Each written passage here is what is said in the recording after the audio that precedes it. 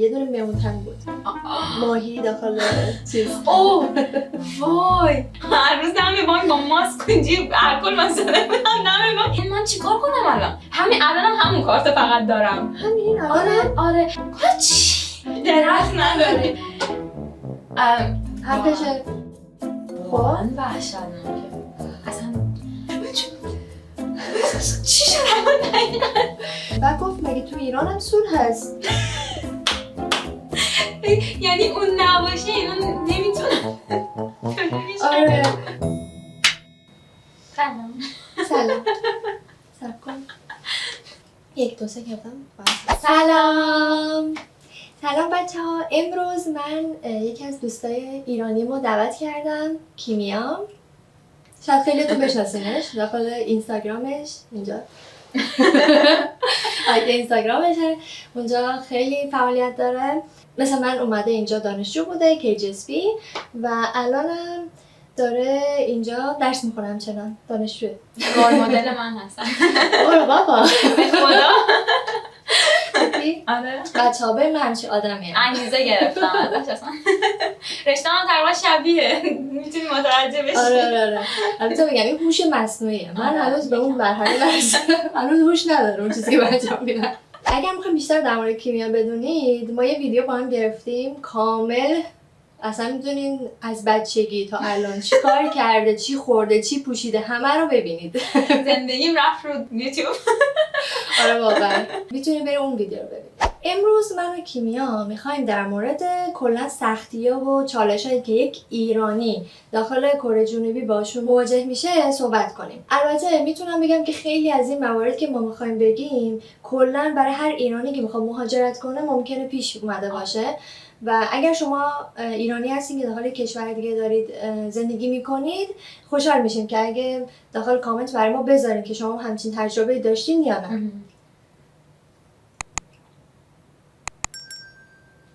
اولین مورد اینه که کلا غذاهای کره‌ای خیلی فرق میکنه با غذاهای ایرانی. آره واقعا. مثلا من خودم به شخصه وقتی که اومدم کره باورت نمیشه، به جز دونقصه و پاستا که غذا کره‌ای نیست و کیمباب هیچی دیگه نمیتونستم بخورم. کیمباب هم میخوردی؟ آره کیمباب خوشمزه بود. تمچی کیمباب با مایونز اینجوری میریختن داخل اینکه کیمو که دیدی خیلی جالبه. اکثر بچه‌ها خب با کیمو که جلبک با جلبک اصلا ممکن نیستن. آره ولی مثلا داخل دانشگاه ایهوا یه دونه کیمباب چیپ بود، رستوران کیمباب، و کیمباباش واقعا خیلی خوشمزه بود. اصلا همه خیلی معروف بود. الان نیستش متاسفانه. اصلا میگم آدرس رو بریم بخوریم. فکر کن توی کیمباب کلی چمچی میذاش، بعد مایونز اینجوری می‌ریختی روش. واقعا خوشمزه میشه. خیلی خوشمزه بود. میگم بدون این 3 تا غذا من همش تکراری میخوردم فقط. یا مثلا میرفتیم استیک میخوردیم، در این حد بود. ولی بعد از حالا تقریبا یه چند ماهی کم کم که با دوستای کره‌ای هم آشنا میشدم، اونو به معرفی میکردن که این غذا خوشمزه است. و اونجا بگم متوجه شدم اون غذایی که من میخوردم و واقعا بدمزه بوده مال دانشگاه بوده. یعنی توی صرف دانشگاه میخوردم. صرف دانشگاه تو به درد نمیخورده. آره تقریبا مثل چیمدک یا مثلا دق غربی. وای عشقمه. آره همچین غذاهایی احساس میکنم باز به طبع ایرانی یکم جوره و خوشمزه بود. اما میشه گفت بیشتر مثلا 50% غذاهاشون رو ما نمیتونیم بخوریم. تند نبود براتون اولا؟ من چرا کیمچی اصلا نمیتونستم بذارم به دهن. من اولین غذایی که توی کیسوکسا خوردم توی خوابگاه یه دونه میمونتن بود. ماهی داخل چیز. اوه وای خیلی تنده. بعد یکم خوردم. کیو نمیداده اولین غذا رو؟ تو کیسوکسا تو توپگی اومده بود. از این سنگسانا که مثل میمونتن درست میکنن. فکرم جیگه بود تقریبا. با سنگسان بود. میدونم کدوم و خیلی تند بود و برنج خوردم. گفتم حداقل برنج خالی بخورم، نمیرم. برنج گذاشتم دهنم، نه نمکی نه روغن هیچی، انگار خمیر. شفتم آره. بعد سریع رفتم بهش گفتم میشه نمک بده. ایرانی. آره بعد گفتش که نه نمیشه، نه من آره. بعد یکی دیگه از اونجا که کار میکرد از کارمندا اومد بهم یه دونه نمک پاش داد. وای خیلی منم خیلی تند بود غذاها. من داکبوکی که خورده بودم، یعنی یه دونه داکبوکی که گوشته بودم دهنم، داکبوکی خب جا با جا هم فرق داره ولی اکثرا تنده دیگه. انقدر آب خوردم یعنی یه دونه مثلا یه دونه کیک برنجی انقدر گوشتم دهنم 6 تا آب خورده بودم. من اصلا نمیتونم غذای تند بخورم، یعنی نمیتونستم بخورم. به خاطر همین تو ایرانم که بودم، یعنی من کسی بودم که حتی یه بار فلفلم مثلا نخورده بودم. بعد اومده بودم اینجا یا غذا شیرین بود بعد به دهن من یا تند بود. بعد من کیمم نمیتونستم بخورم، یعنی کیمباب بو میداد من نمیتونستم بخورم. به خاطر همین تو میگی من مثلا 3 تا غذا بیشتر نمیخورم، من فقط یه چیز میخورم، همبرگر. یعنی به مدت چند ماه. بعد حالا من گوشت خوکم نمیخورم، به خاطر همین حالا هر جا میرفتم میپرسیدم که پتی همبرگرش با چیه. بعد حالا مثلا یه سری از برندها فقط گوشت خوکه، یه سری برندها گوشت گاوه و من همش درگیر این بودم که من فقط انقدر همبرگر خورده بودم. اول که اومده بودم 5 الی 6 کیلو اضافه وزن گرفته بودم. همش فاصله هر روز فاصله بخوری چی میشی؟ آره دیگه. یا مثلا رامیونم انقدر تون بود، من رامیون رو میریختم توی آب مثلا بدون فلفلش نزد آب میداد نمیتونستم بخورم. دیگه چی دیگه کیمچی هم به قول اصلا کلا هیچ نمیتونستم تون بخورم واقعا. میگم منم اولش که اومدم یا تون بود یا شیرین بود. اصلا کی تو غذا شکر میریزه؟ واقعا چرا من یه نقطه نمیگیرم. و شکر بعد فقط بره تو دیزرت. واقعا دیزرت با بیابان. دیزرت تو دیزرتاشون دقیقاً دیزرتاشون زیاد شیرین نیست. درسته؟ نسبت به غذاهاشون. اصلا. آره مثلا میگن دیزرت مثلا رژیمی زیاد شیرین نباشه ولی غذای من شکر توشه. همین میگن برای کمام چون آره برای سلامتی خوب نیست و اینا، ولی غذا خیلی شیرین. ولی الان دیگه عادت کردیم. آره دیگه. به نظر من خب دیگه مثل بچه‌ای که دنیا میاد از اول توی کره دنیا میاد کم کم دیگه عادت میکنه به غذای کره‌ای. ما تو ایران دنیا اومدیم چیز بوده دیگه. مثلا همونطوری که ما غذای کره دوست نداشته باشیم، خب کره‌ایان بیان ایران واقعا غذای ایرانی ممکنه دوست نداشته باشن چون طبعمون فرق میکنه. آره واقعا فرق داره. مثلا من قرمه سبزی چند وقت پیش دادم بیانسه خورد. آره دیدم. ویدیوشو بریم یه کوچولوشو ببینیم بیایم. واقعا من اصلا خندم گرفته بود. آره خب واقعا اینجوری میشه. خب علاوه از یه دیده این کره‌ای واقعا اینجوریه. آره. و من یه لحظه فکر کنم مثلا من کره‌ای باشم و قرمه سبزی گذاشتم داخل دهنم و خوردم، گفتم راست میگه مثلا خیلی مزه گیاه میده. چرا من به اینش فکر نکردم؟ آره. بعد حالا خیلی کامنت گذاشته بودن چرا برنج بهش ندادی بخوری؟ من احساس میکنم که باید اینجا توضیح بدم. همونه بله. توضیح. آره. به خاطر این بود که من دوستامو دعوت کرده بودم و براشون قرمه سبزی درست کردم و یک کم مونده بود ازش و میدونید که قرمه سبزیه نمیشه به کسی داد. من بهش گفتم فقط 2 تا قاشق حق داری بخوری قبل اینکه ویدیو رو بگیرم. امتحان کن فقط. آره بهش گفتم فقط حق داری که امتحان کنی. من میدونم حالا تو برات انقدر مهم نیست که برای من مهم باشه. مشخص 100%. آره برای همین برنج و اینام نداشتیم کنم. گفتم فقط میخواستم که واکنششو بگیرم کلا به قرمه سبزی برای ما جالب باشه. بعد که بنده خدا تازه چیز بدی هم نگم ولی خیلی هم بعدشون به مادر نه خب واقعا علاوه یه کره‌ای یه لحظه حس این که مثلا چرا این همه سبزی و من بخورم یا حس چیزی داره. یه کامنت بود نوشته بود که اگه داروی کره‌ای مزه میده بفرست ایران. من میام اونجا فقط دارو میخورم.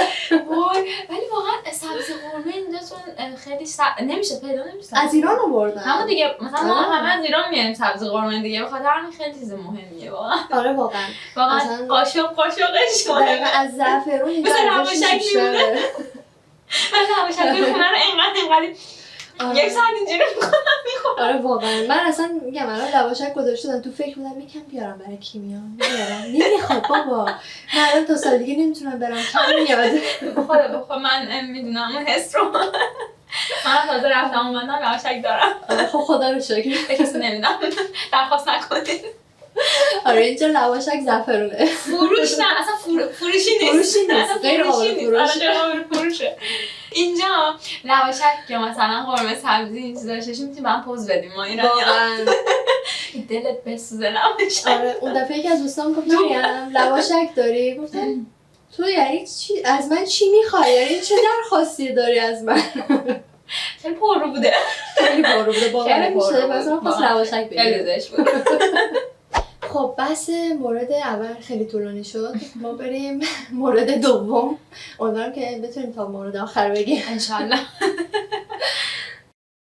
مورد دوم اینه که از نظر حساب بانکی یا بیمه تکمیلی مثل بیمه سرطان اینجور چیزا یا از نظر حالا از این مسائل امور اداری احساس میکنم که واسه ایرانیا داخل کره خیلی محدودیت هست. من خودم شخصا از بین این حالا چیزایی که گفتم داخل مورد حساب بانکی و حالا بیمه تکمیلی باشون مشکل داشتم.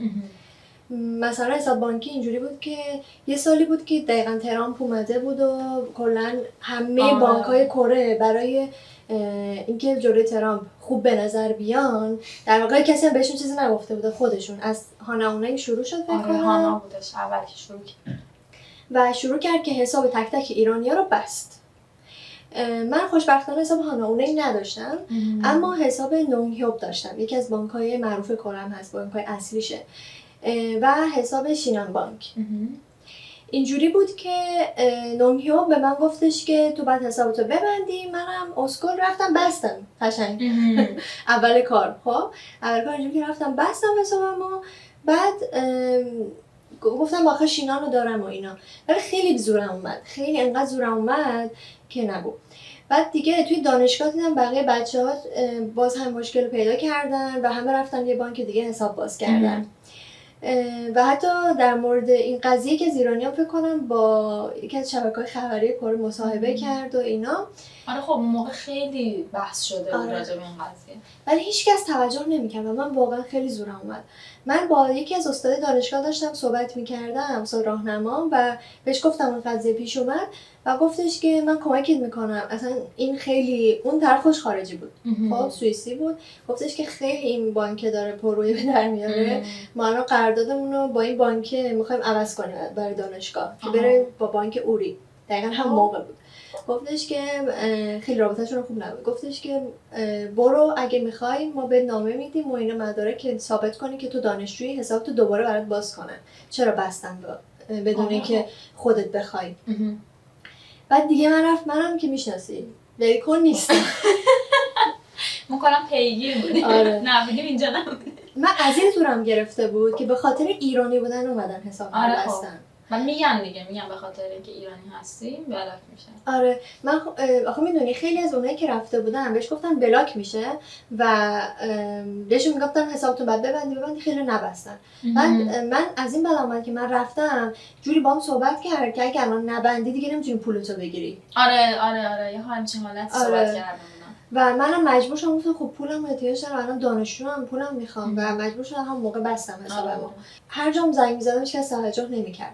دیگه منم پیگیر همه مدارک آماده کردم، رفتم بانک و باشون صحبت کردم و گفتن که باشه ما مدارک تو میفرستیم برای حالا بررسی. یعنی باور نمیشه بیشتر از 10 بار من رفتم بانک، یعنی داخل خود دانشکده‌ام هر روز که میرفتم گفتم مدارک من چی شد، اینقدر رفتم که کارمند منو میشناخت، به بغلی میگفت این دوباره اومد. خب زنگ زد تا رئیس بانک، خب داخل همون شعبهشون رئیس شعبه، رفتم با اون شخصا شاید باور کن همون با رئیس شعبه من چند بار رفتم صحبت کردم و اصلا متقاعد نشدم هرچی گفتم خب الان خیلی از ایرانی هنوز دارن حسابشون رو داخل بانک شما، چرا فقط مال منو بستین؟ آره خب آدم زورش میاد. آره بعد آخرش گفتش که باشه مثلا ما برات حسابتو دوباره باز میکنیم ولی نمیتونیم ریکورد قبلش رو برگردونیم، یعنی حساب جدید میشه چون پاک شده. و من گفتم نتیجه آره و گفتم باشه برام باز کن من مدارکمو میارم. خب بعد گفتم باشه پس هفته دیگه بیا تا برات حسابتو باز کنیم. اینجوری روز آخر هفته بود.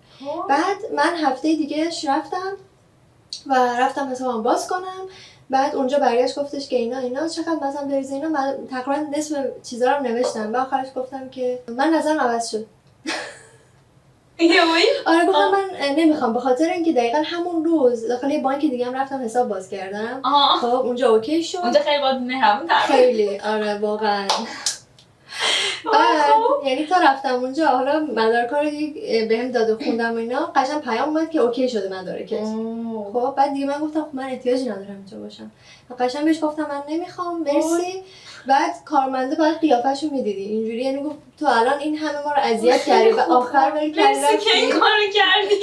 یعنی باز نکردی دیگه چیز کردی؟ نه اصلا ول کردم رو اومدم. مرسی خیلی خوب. انتقام همه گرفتی. من واقعا میگم تو انتقام گرفتن. خیلی خوب. اصلا من خوشحال آره خوشحال شدم. وای خیلی خوب بود. من خیلی انتقام میگیرم. قبلا هم سر کارم یه مشکلی با رئیسم پیش اومده بود. اونجا قشنگ خیلی خوب انتقام گرفتم. برگشت یه بار وسط شرکت گفتش که ما داخل استارتاپ بودیم دیگه، گفت من در مورد اینکه مثلا هی بهم کارهای بی مربوط به رشتم میده خیلی نگران بودم. بعد یه دفعه چون من اینو بهش گفته بودم برایش گفتش که جلو همه گفتش که هر کسی میخواد که مثلا کار مربوط به رشته‌اش انجام بده بره تگیو. خب غیر مستقیم منظور با تو بوده. شرکت بزرگ منظورش بود. خب شرکت‌های اولیه کره. بعد دقیقاً منم توی 3 هفته رفتم تگیو. خیلی خوبه. من کلاس بذارم. کلاس انتقام. کمپین. خیلی خوبه. برای ثبت نام در کلاس انتقام شماره تماس. آره والا یه ویدیو بذارم درباره انتقام. الان بحث عوض شد. سمر سختی‌ها بود رفتیم سمت انتقام. منم والا سر همین حساب بانکی که میگی منم داستان داشتم دقیقا. حالا اون موقع که من اومده بودم چون به سن قانونی نرسیده بودم تو کره، اولش به خاطر اون دلیل برام حساب باز نکردم. بعد چون حساب باز نکرده بودم به اون دلیل من گذشت همون شیده ترامپ شد که همه مشکل داشتم. من 1 ماه قبل اون قضیه توی بانک هانا حساب باز کرده بودم. بعد دقیقاً بعد از 1 ماه به من زنگ زدن گفتم بیا بانک. من اون موقع زیاد مثلا چیزهای کره اینا خیلی رفتم بانک قشنگ همینجوری اگر الان حسابو نبندی پولتو بهت نمیتونم. یه همچین حسی داشت حرفاشون، جوری حرف زدن که من فکرم پولام نمیدم بهم، پولام بلاک میشه. من پولام بده. بعد دیگه هیچی بستم و من بی حساب شدم. بدون حساب با پول نقد زندگی می‌کردم. یعنی دقیقاً اون مدتی کالج زبان بودم تا به سن قانونی رسیدم مشکلات بانکی خیلی شدیدتر شد و من حساب نداشتم کلا. که دوباره برگشتم ایران و این سری که با KGSP اومدم و من به هوای اینکه KGSP من پول میده و من پول ماهیانه میگیرم بخاطر زیاد پول نیاورده بودم. اومدم رفتم آیدی کارتمو درست کردم و اینا، بعد رفتم حساب باز کنم بانک. دوباره بازی در بردن سر من. و من اینجوری بودم. گفتم اینجوری کردم منم هی رفتم باور کن هر روز که میرفتم دانشگاه میرفتم من موقع کرونام شده بود هی میگفتن نیاید ایمیگریشن، نیاید بانک، تا جایی که میشه نیاید فلان. هر روز دم بانک با ماسک اینجوری الکل من زده بودم دم بانک. حالا اینا میترسیدم من خارجی فکر کنم ما خارج شهر کرونا میبودم. دقیقاً کرونا خارجی. میترسیدم با 6 متر فاصله و من بهش گفتم شما منو با وصیت دعوت کردیم به کشورتون، گفتیم بفرما بیا درس بخون برات فراهم میکنه، بعد پولمو نمیدین، من چیکار کنم الان؟ دانشگاه زنگ زدم تا حساب به اسم خود نوشته باشه ما نمیتونیم پول بدیم. من به مدت 4 ماه تقریبا حساب نداشتم و پولو نگرفته بودم و پول KGSP رو ندادم به خاطر اینکه حساب نداشتی. هیچ پولی به من نداده بودن و این پول توی حساب بانک دانشگاه مونده بود دست دانشگاه. و من اولش اینجوری بودم گفتم یعنی الان 1 ماه که میگذره پول سمقلبی منو نمیدین من چی میشه چیکار بعدا بهم نمیدین؟ گفتن نه دست ما میمونه بعدا یهویی بدین. تا بعد از 4 ماه انقدر رفتم و انقدر نامه از فلانجا بیار انقدر برو حرف بزن دعوا بکن برام حساب باز کردن. و چه حسابی حسابی که فقط پول میاد تو، یعنی کارتم که به من دادن حتی اتوبوسم نمیتونم بزنم جیگا کنم، یه چک کارته که فقط میتونم روزانه چقدر 300 تا چقدر ازش خرج کنم. هندوشم خیلی وحشتناکه. همین الانم همون کارت فقط دارم. همین آره رفتم بانک گفتم که دیگه برای پاس میکنن الان نمیدونم پیگیری نکردم، انقدر که از بانک من حالت تراما گرفتم به کار بعدم میاد میرم بانک. بعد دیگه هیچی، خلاصه اونجوری شد و بعد من حساب باز کردم که یه چیزش ولی خوب بود. فکر کنم بعد از 4 ماه پول اولیه که کجاس بعد میداد با 4 ماه سنگانه یهو 5 میلیون پول دادم. خیلی یهو خوب شد که مثلا یه پول گنده به من اومد، ولی خب خیلی سختم بود واقعا توی اون حقت بوده دیگه. خب تو مدت داشتی خیلی عجیب بود. من چی بودم یعنی چی منو دعوت کردی؟ آره واقعا چرا دیگه هیچی دیگه. و خب الانم بعضی موقع من خبر میشنوم که بعضی از دانشگاه‌ها که بانک اوری الان خیلی با ایرانی باز اوکی تره، بانکشون اوری نیست هنوز نمیتونن حساب باز کنن. آره حالا سعی کن داخل حالا حساب اوری چیزی باز کنی که من الان داشتم، چون که الان من خب دارم کارم انجام میدم، یعنی درس مالیات میدم و اینا به خاطر کار تلویزیون، یه ذره پیگیری کنم فکر میکنم میتونم الان چون چیز کنم چون کاری هستش. ولی خب دانشجو خیلی سختشونه، یعنی فکر میکنم که هنوز خیلی هستن که این سختی رو دارن. بیمه هم که دیگه خودت میدونی. آره بیمه تکمیلی هم کلا واسه ایرانی‌ها اگه بخوای خودت ثبت نام کنی نمی‌کنن به اسم خودت. من مثلا خواستم بیمه سرطان بگیرم، بعد گفتم که نه بیمه شو. آره خب کلا دورجون. آره بعد حتی میگم کلی آدم پیدا کردم که تا مثلا چند تا مرحله داره، مرحله رو رد کردم، تو آخر دوباره رد شد. گفتم به خاطر اینکه این کلا ربطی به تحریما نداشت. گفتم با کلا کشور ایران مدارک گذشته ایرو که مثلا گذشته چی میگن گذشته بیمه‌ای تو رو باید بده که ما بتونیم بیمه ثبت نامت کنیم و ایران این سیستم رو مثلا در اختیار ما نذاشته، مثلا اطلاعات شخصی و مثلا یه چیز ایرانی‌ها رو نمیده، برای همین ما نمیتونیم برات باز کنیم. فکر کنم توی کل دنیا هم گفت 5 تا کشور اینجوریه که یه ایران یکیشه، مثلا کره شمالی اینا بود. ببین توی بانک دو تا کشور بغل هم می‌نوشتن، دقیقاً مثلا کره شمالی ایران. من نمیدونم چه بچه تشابه فقط انرژی هستش. خدای من آره یه خلاصه این از سختیایی که حالا بخوایم بشینیم خیلی سختی است. من سر کارم هم که اومدم باید کارت پوبین کارت بهش میگن، کارت شرکت باید بسازم، بعد کارت پوینت باید بسازم. همه اینا شانس من مال هنمونه بود. ولی حالا میگم رو کلی راههای دیگه پیدا کردم، انقدر رفتم بانک و زنگ زدم و اینا که درست شد. حالا بالاخره به روش‌های دیگه، یعنی حسابم مال بانک خودم، بانک شینانه، کارت فقط مال هنست. باز خود همون راه اومدم باهات پیگیری کنین راحت هست.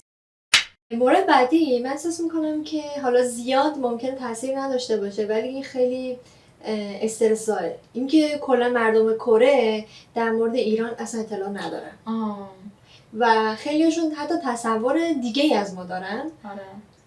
و وقتی که میگی ایران خیلیشون که مثلا ممکنه فکر کنن، مثلا اونایی که جوان‌ترن چون خیلی اخبار میبینن فکر میکنن ما یه کشور خیلی خطرناک، جنگ زده، بدبخت اینجوری هستیم. بعد حالا از اون برعکس، حالا اون کسایی که خیلی سنشون بالاست خب فکر میکنن که مثلا ما کشور خیلی پیشرفته داره، خیلی خوبه مثلا چون موقعی که ایران پیشرفته بوده کره جنگ زده و برعکس بوده. بعد الان من میشنم مثلا تو شرکتمون با اونایی که سنشون بالاست، مثلا 40 خورده 50 سالشونه تقریبا صحبت میکنن، میشناسن در مورد ایران بیشتر اطلاع دارن و با هم صحبت میکنیم قشنگ خیلی خیلی خوب، مثلا شاید یه ساعت بشین در مورد ایران فقط صحبت کنیم و اونم لذت میبرن.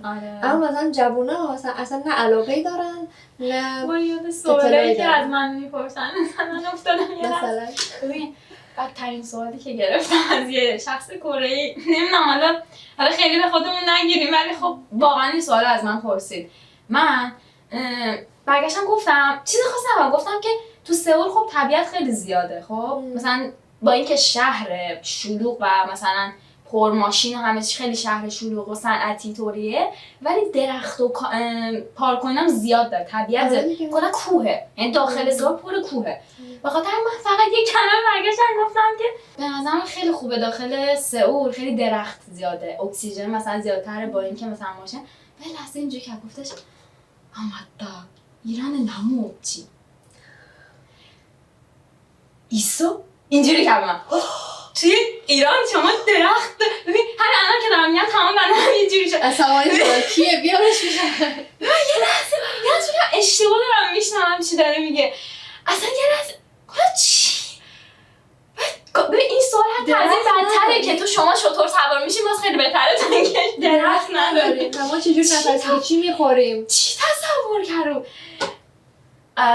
کم گروه من اون شخص الان دیگه اصلا ارتباط ندارم خیلی اعصابمو خورد کرد ولی واقعا بدترین سوالی بود که من گرفتم که شما تو ایران درخت دارید. به همون قطع رابطه کرد باش اینقدر میتونه آدم موشیکه باشه یعنی اینقدر اطلاعات نداشته باشه اینقدر نتونه راجبه خیلی زشته میدونی مثلا راجبه یک فرهنگ یک کشور حداقل جغرافیا اکثرا میدونه پرشیا چی بوده و چی هست در حد اینکه میگن مثلا خیلی گرمه یا مثلا برف زیاد نمیاد نه اوکی هم شاید فکر کنم تو سمت عربستانه ما بیشتر گرم سیریم ولی ما 4 تا فصل رو داریم از کردم خیلی بهتره به نظر من. ولی به نظر من اصلا نوع حرف زدنش خوب نبوده. من خیلی رو دیدم که مثلا اشتباه میدونن در مورد ایران مثلا ولی اینجوری حرف نمیزنن. ما شنیدیم که تو ایران خیلی هوا گرمه. آره. و اونجا هم 4 فصله اینجوری میپرسن. در این حد خب اوکیه ولی این دیگه خیلی وحشتناکه. خیلی وحشتناکه. این خیلی حقشه. یه شوک شدید بود واقعا. از این هسته میره این کاش که فارسی بلد بوده چنان چیزی گفتم این اینترنشناله. شب به کره گفتم بعدم ببینه جمله‌شو تکرار کردم دقیقاً امیدوارم ببینی. سوالای عجیب غریب میپرسن به خاطر اینه که تو اخبارشون اصلا اطلاعات کافی یعنی بجز تحریم بجز مشکل با کشورهای دیگه آمریکا نه هیچ چیز دیگه نیست. و یه چیز دیگه هم بگم که حالا من اینطور موقعی که پیش میاد به همچین کسایی که اینجوری حرف میزنن سعی میکنم یه چیزی مثل کره که در رابطه با کره داشته باشه برعکسش بهش میگم. مثلا خیلی فکر میکنم ما عربی صحبت میکنیم و به من میگن که تو عربی صحبت میکنی اینا یا مثلا این عربی نیست این زبان تو نیست چه چیزی اینا میتونی بخونی یا چه چیزی میگن. بعد من موقع بهشون میگم آنیو 뭐 한국 사람은 중국어를 다 할 줄 알아요? خیلی خوب میگی. آره. بعد وقتایی مثلا اینجوری میگن که حالا ایران و عرب یکی ان و اینا من میگم که 한국 사람 میرن ایران 사람 رو خطایا. و خیلی از این بعدش میاد خیلی خوبه منم دقیقاً اینجوری میکنم. منم دقیقاً کره و ژاپن خیلی رابطه‌شون بده با هم دیگه و خیلی تاریخچه بدی با هم داشتن و من همیشه وقتی مثلا میگن ایران و عرب یکی رو یا مثلا عربی صحبت میکنین منم بهشون میگم که کره‌ای با ژاپنی چه رابطه با هم دارن. دقیقاً منم سوال میپرسم و خودش میگه نه کنش هیچ سورنده دقیقاً واقعا در اون حد نباید بگی. یه مثلا زبانم میگن خب عین همه مینویسن خب منم بهشون میگم که مگه انگلیسی و فرانسوی شما بنوشته باشن تشخیص میدی؟ منم یه چیز دیگه که تو این حالت هستش مثلا خب سئول شهر پیشرفته ایه و ولی واقعا بیایم داخلش رو یه ذره نگاه کنیم مثلا منطقه گانgnam یا مثلا منطقه‌های خیلی که پیشرفت زیادتری کرده به غیر از اونا رو بذاریم کنار واقعا روستاه. بعد به خاطر تهران میرم تهران مثلا کورو اینجوری محل اونا که دیگه اصلا باور نمیشه کره باشه ببین چینه آخه اون منطقه اصلا کلا چینی نوشته کلا همه چی چینی نوشته. بعد کلا خیلی شبیه روستاتوریه ولی به نظر من تهران با اینکه خیلی بزرگتره واقعا بیشتر نسبت احساس کنم جاهای بیشترش پیشرفت کرده با اینکه اینقدر بزرگتر. به خاطر هر موقع اینو میگن من میگم که تهران رو دیدی که هستش میگم که میدونی چرا اسمش تهران روه میگم که چون اون موقع که سئول جنگ زده بود و هیچی نبود شما با خاک یکسان بودین شهردار شما آرزوی این که یه روز شبیه تهران بشه من اسم اینجا رو گذاشت تهران رو و مهمترین خیابان توی کره جنوبی تهران روه. دقیقاً مهمترین گرونترین دقیقاً. و این یعنی چی؟ بعد اکثرشون حتی اینم نمیدونن. به خاطر همین من یکی از دلایلی که کار پنکسونی انجام میدم اینه که میخوام فقط بیشتر نشون بدم که ایران چجوریه، بهشون بگم. حتی شده خیلی آدمای کمی از طریق من تمام فکرشون عوض بشه. آره واقعا. آره بخاطر همیشه سعی میکنم میپرسم از همه نظر تو چیه، نظر تو چیه، نظر تو چیه، و سعی کنم چیز درست رو بگم. آره. که اشتباه نشه و خوشحالم که میتونم این کارو بکنم واقعا. منم تقریبا دیدی که بعضی وقتا میام چند تا کره خیلی میکنم میارم ایران لایزشون میکنم. آره حداقل میگم یه ضرب مثل نمیدونم چیه، یه حرف معروفی جایی شنیدم که میگفتش که اگه میخوای چیزی رو شروع کنی از خودت شروع کن. آره خب. آره منم از یونسه و خواهرش و خانواده‌اش و دوستاش کم کم بزرگ میشه. به هم دیگه میگن خب یه ذره اطلاعات میشه. هر کی تلاش بکنه تو بزرگ میشه. تاثیر تو ولی بیشتر احساس میکنم. آره خب من خیلی بیشتر میتونم تاثیر بذارم. ازت ممنونم. خواهش میکنم. مشکل بعدی که فکر کنم کلا اینترنشنالی رفت به همه ایرانی‌ها داشته باشه، حتی داخل ایران هم چیه؟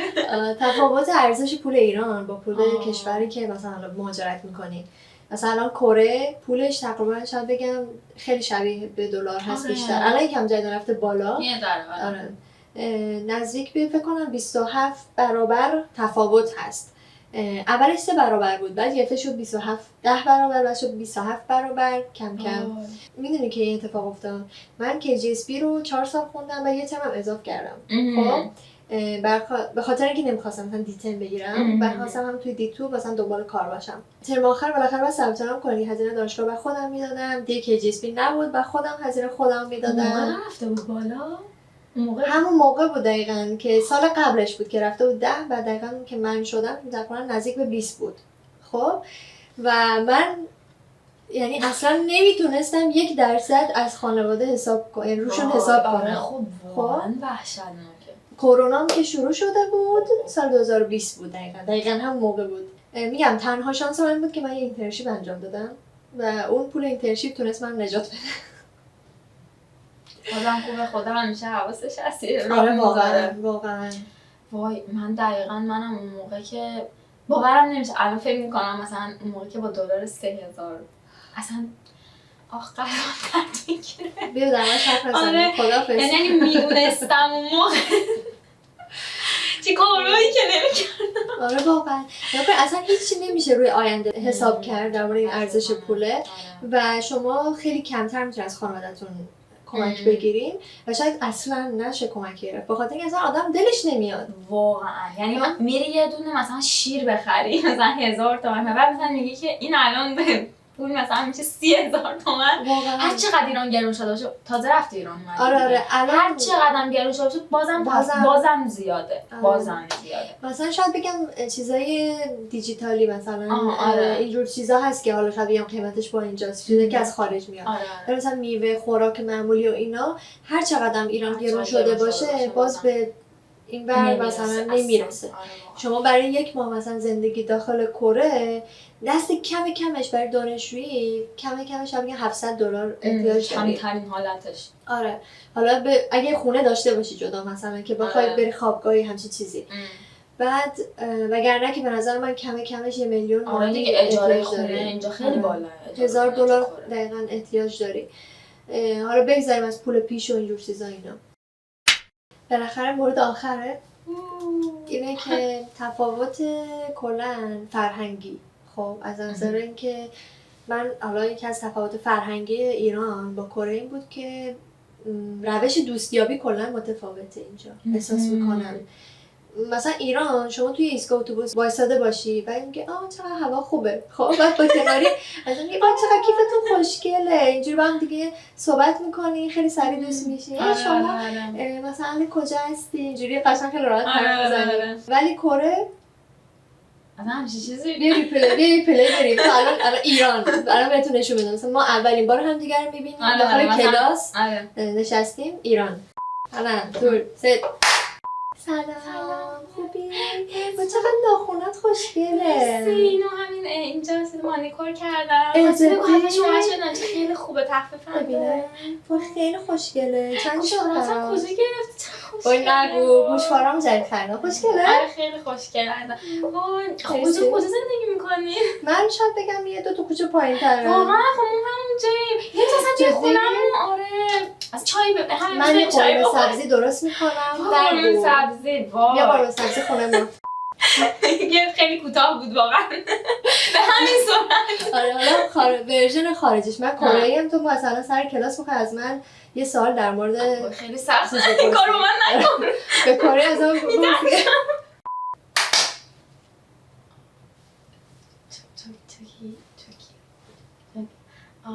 혹시 여기 수학 교실 맞아요?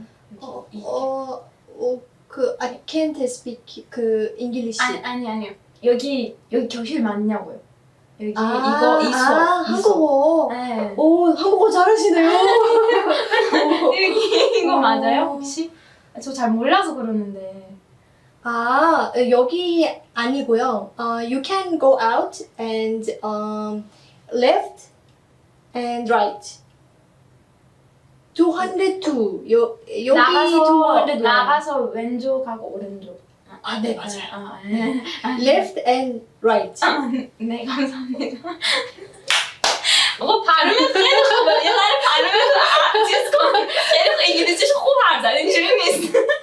آقا دیگه اون اوریجینالی نمی‌تونم کارش کنم. Left and right. آقا الان کره می‌بینن بهشون برمی‌خوره. ببخشید من مادر شدم 죄송해요. 죄송합니다. 약간 좀 보편적인 한국인. 약간 오버해서 이렇게 얘기를 했는데 근데 진짜 이런 경우 너무 많아요. 카페를 갔는데 커피를 주문했는데 갑자기 영어랑 나 한국어를 하고 분명히 있는데 한국어로 되게 자연스럽게 주문을 했는데 갑자기 영어를 했는 거야. من این دوستی که گفتی خیلی واقعا باش موافقم. یکی دیگه هم که توی من مثلا یه سری چیزا قانون آخه توی کره، مثلا بخوام بگم تفاوت فرهنگیه نیست، ولی مثلا توی شوخی کردن مثلا میشه گفتش همین دوستی هم میشه، ولی توی مثلا شوخی کردن احساس میکنم ما خیلی با هم تفاوت داریم. راست میگی، اصلا سنسمون فرق میکنه. یعنی اگه شوخیایی که مثلا ما با همدیگه بخوایم انجام بدیم مثلا با کره اصلا نمیتونی، یه کاری دیوار دارن که تو نمیتونی اونو بشکنی بری تو اون شوخی رو باهاشون بکنی. من دیروز سر کارم داشتم با همه مثلا نهار می‌خوردیم، به یه نفر گیر دادم باش داشتم شوخی می‌کردم. آخه مثلا ما 3 تا دختر بودیم که قرار بود ازدواج کنیم، بعد 2 تا پسر بودن که اونا هنوز سینگلن، کلا 2 دخترم ندارن. داشتم مسخرهشون می‌کردم، گفتم که کیون یه جمله خب یا مثلا اون یکی میگه سیگار میکشم، میگفتش که مثلا من سیگار میکشم و اینا، بعد اون کی گفت ما خیلی زورم میاد کسی که سیگار میکشن این سر جاشون نیستن برای سیگار، بعد به ما مرخصی بدن اضافه. بعد برگشت گفت من ترجیح میدم که اضافه کاری کنم. من برگشتم گفتم اضافه کاری که نمی‌کنی. اصلا شوخیایی که مثلا واقعا میتونه یه هایی میخندیدن، میتونه یه هایی بهشون بر بخوره یا مثلا ناراحت بشن. حالا واقعا تفاوت فرهنگی میاد دیگه که مثلا شوخی در صورتی که ما مثلا هیچ منظوری نداریم سر اون شوخی کردن. دیدی مثلا بعضی وقتا یه چیزی میگی بعد همشون اینجوری شوکه میشن مثلا چی گفتی تو، مثلا چه چیز عجیبی گفتی. آره که اینجوری نگاه میکنن سعی میکنن که درک کنن. آره بعد این باعث میشه که یه ذره مثلا طرز صمیمی شدنمون با هم فرق بکنه، یعنی ما سخت‌تر بتونیم صمیمی بشیم. مثلا توی حالا دانشگاه یا چنم شرکت و اینا هم که افراد کره هستن فقط برای ما هستیم، خیلی کمتر از خودشون میتونن بهشون نزدیک بشن و اینکه حالا خیلی احساس کنم صمیمیت تو کره وجود نداره. مثل ما وجود نداره. و یه چیزی هم با بگم، خودشون هم حتی. یه چیزی هم بگم، این که مثلا تو کره بیشتر هست، حالا شاید تو ایران هم باشه، این که وقتی که تو به یک سنی میرسی کلا رابطه ها کلا خیلی سطحی تر میشه. الان من میبینم کره خیلی رابطه خوب با بچهای دبیرستانشون دارن، خب با دوستای دبیرستانشون دارن. من خودم حتی با ایرانم همینطوره، ولی مثلا با اونایی که توی دانشگاه آشنا شدم زیاد شد مثلا 1-2 نفرشون مثلا ارتباط داشته باشن. یکم به سنم ربط داره، ولی باز میگم این فرهنگ ما خیلی صمیمانه تره.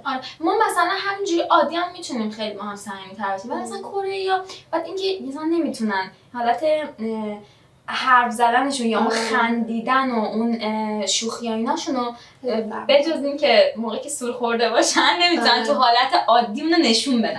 به خاطر همین میرن سور رو میخورن که حالت عادی نباشن و اون حالت رو نشون بدن که مثلا بعداً بگن نه سول مغازه چون که مشروب خورده بودم اونجوری بودم، من اینجوری نیستم. تو حالت عادی ساکت همینجوری میشینه. دیگه این بعض وقتا توی مثلا سولجاریه میری آره. و با طرف خیلی صمیمی میشی، بعد فردا میای به سلام میگی. آره چی شد من به یونسه میگفتم اون دفعه رفتیم بیرون مثلا خونهشون که دعوت بودیم، مثلا عمو و دایش و مثلا اینجور چیزا زیاد با من صحبت نمی‌کردن، فقط سلام علیکم و اینا، یکم خجالت می‌کشیدن. بعد که یکم شروع کردن به درینک خوردن و اینا قشنگ بس باز شد، انقدر شوخی کردن و اینا. بعد داشتیم میرفتیم بیرون، بعد یونسه گفتش که چطور بود اینا، من گفتم خیلی خوب بود، خیلی خوش گذشت، شبیه عمو و دایی خودم بودن، صمیمانه بودن. بعد گفت مگه تو ایران هم سول هست؟ یعنی اون نباشه اینا نمیتونن. آره. بعد دیگه گفت مگه تو ایران هم سول هست؟ من گفتم که نه، خب ما سول هم نیست، در حالت عادی همینطوریم. ما چای میخوریم. چای زعفرون. چای زعفرون میزنیم. آره به خدا خوشحال میشه. ولی واقعا اینو دارن، یعنی همچین حالت انگار اون احتیاج دارن یه پرده هست بین شما، احتیاج دارن که با مشروب اون دیوار رو بردارن یا بیان بیرون و دوباره که فردا میشه. آره این هم میشه گفت تفاوت فرهنگی. خب مرسی که اومدی، خیلی خوب صحبت کردی واقعا، از آن بهتر حرف می‌زنی. من اولین بارم فارسی اینجوری حالت یوتیوب میگیرم، مثلا یه ذره استرس داشتم، خدا رو شکر که اوکی بود. آره خیلی خوش گذشت. مطمئنم که بچه‌ها باز میگن کیمیا رو بیار. باز میای میشم که حمایت کنید. باز میای یا نه؟ میام همین الان با قول بگیرم. نزدیک دور باشه ولی نزدیک بود. دیگه مریم چیز شد دیگه، بر من دعوت کنه قرمه سبزی به من. آره دفعه بعد قرمه سبزی. ولی یکم سبزیام بیشتر نمونده. یه بار دیگه بیشتر نمیشه درست کرد، برام میذارم. یه ذره با 2 تا قاشق هم اوکی. منم برات لواشک میارم. برات لواشک میارم. خب باشه چی بخوای دیگه؟ به جز قرمه سبزی چی بخوای؟ هم یه قاشق قرمه سبزی نباشه. احساس میکنم دوران انسان نخسته که معادله چیزی کالا من گزم دارم. وای خب 2 تا لواشک میارم. باشه. آره خیلی ممنون که امروز من دعوت کردم، واقعا مرسی، خیلی خوش گذشت به من واقعا. خدافظ.